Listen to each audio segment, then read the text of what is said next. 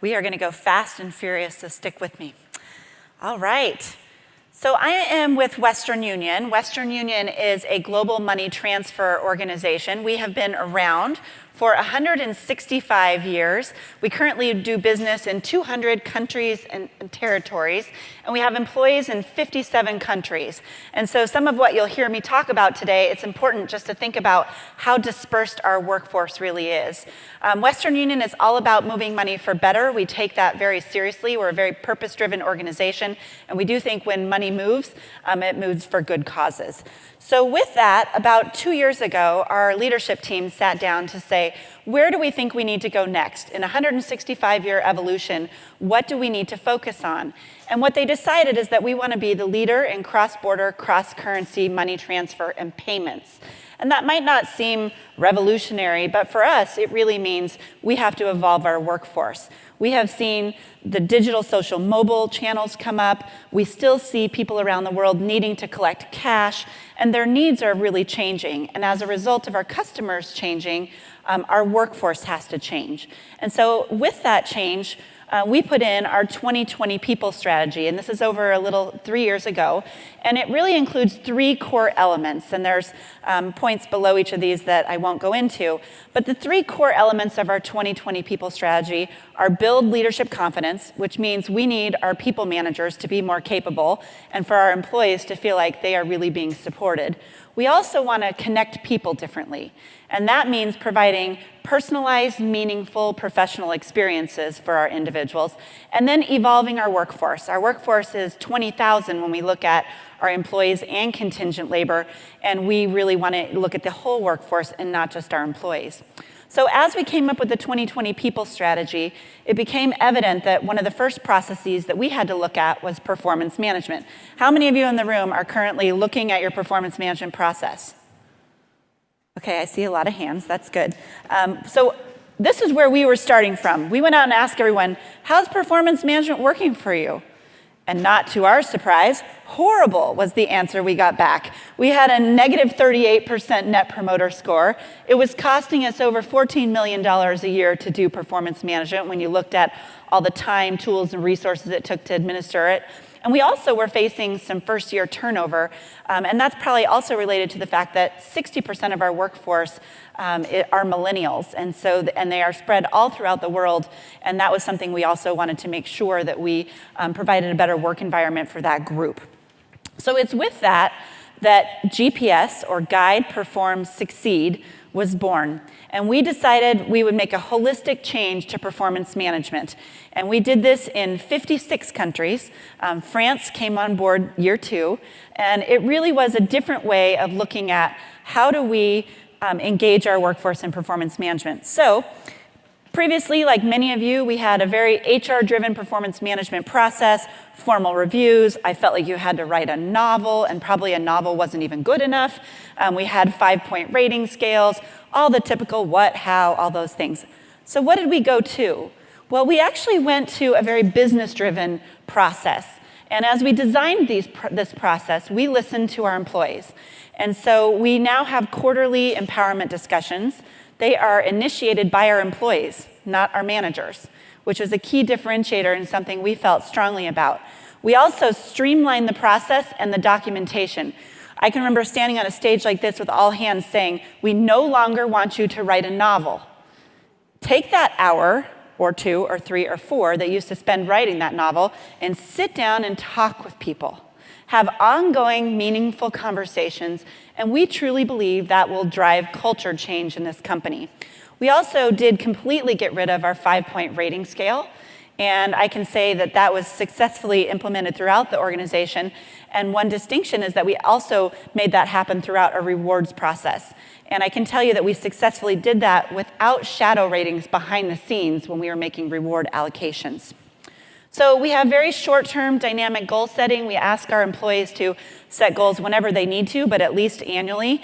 Like I said, quarterly conversations. We also give them an empowerment script. And one of the other key changes that we made was instead of having everyone continue to look back in time, we asked them to spend time just glancing back, but instead, what do you need to be successful as you move forward? And as your manager, what can I do to enable you to be successful?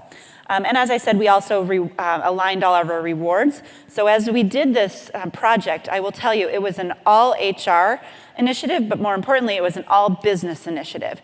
The people leaders across the company were very supportive. They kicked off all of the trainings that we had, did all the messaging, and I'll show you some other ways that they participated. So that is the overarching change that we made in performance management.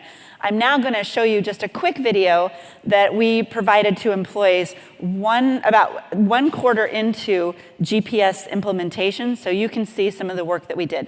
Please roll the video.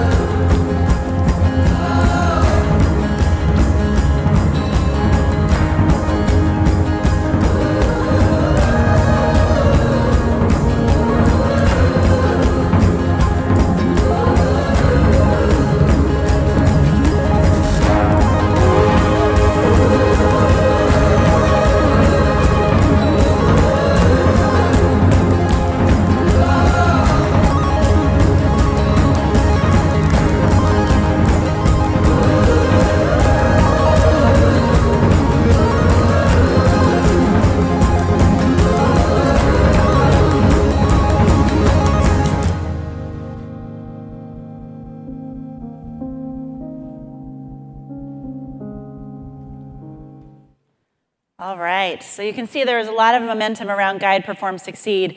And one approach we did take, which we seldom do within the Western Union world, is we actually did start this project with live training sessions for as many employees as we could touch in 56 countries.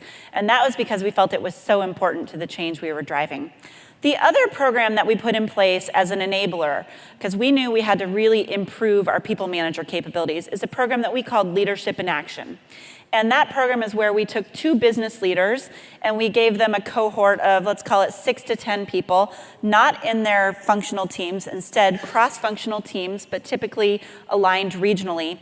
And we gave them content that we asked them to meet with this group, this cohort group, about every 4 to 6 weeks. And we designed almost a meeting in the box where they literally had to show up with their discussion guide, and they talked about people manager related things, right? How do you have difficult conversations? How do you set stretch goals for people? How do you make sure that you make informed pay decisions and communicate those in an effective way? And this Leadership in Action program, we knew that by having the business leaders lead this program, maybe the quality wouldn't be as good if some of you in this room were facilitating those sessions, but that really wasn't the point. The point was we wanted people talking about people management and what does it mean to be good at it and learning from each other. So it's been a great program. You know, our statistics have been excellent, and I do think we see some of the outcomes that our people manager capabilities have increased, and we were really pleasantly surprised that our people managers continued to invest in this program throughout the year. The other piece that we did to enable the program was specific training related to rewards.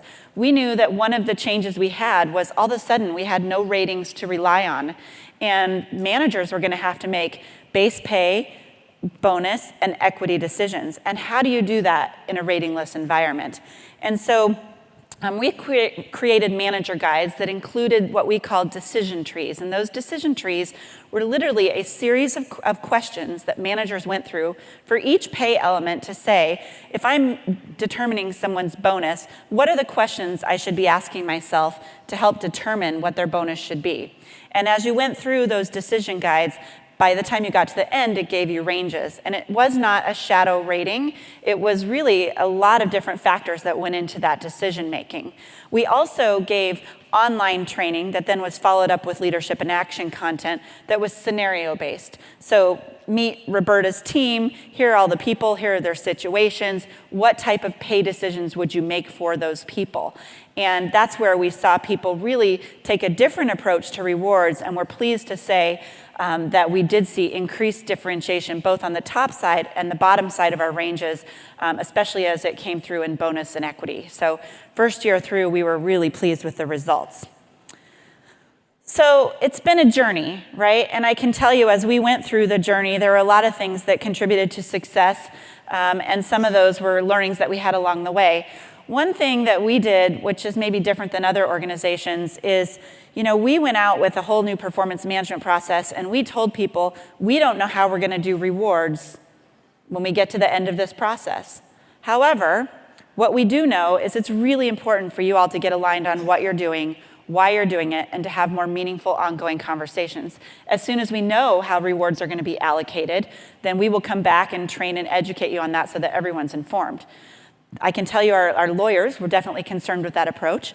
However, what we found is that by taking that approach, it took the focus off the rewards and the money and put the focus where it needed to be on people engaging in meaningful dialogue. So that was a key learning for us, and quite honestly something we happenstance into. The other piece I would say is that involving leaders has been critical for this program. We never kicked off a training session without it being led by a business leader.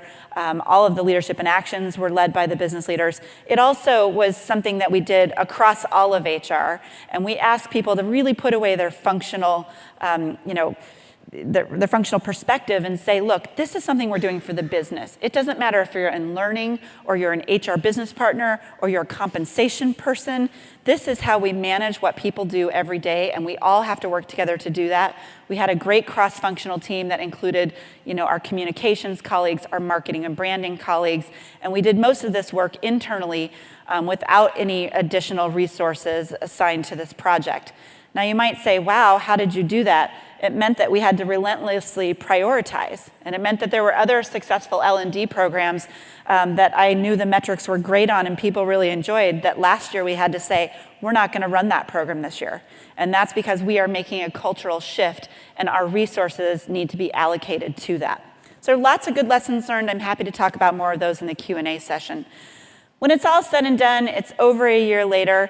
We're really pleased that we ripped off the Band-Aid. We've got good participation in goals. We have an online hub that people continue to visit, which has all the information they need.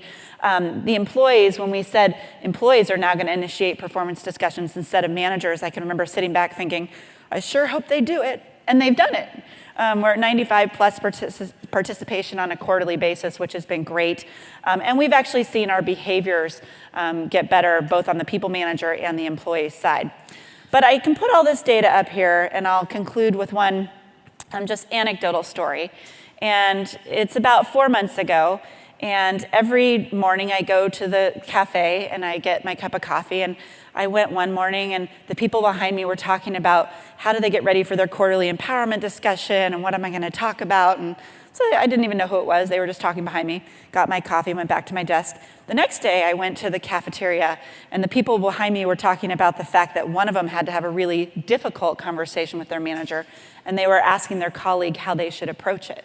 And I thought, okay, walked back to my desk.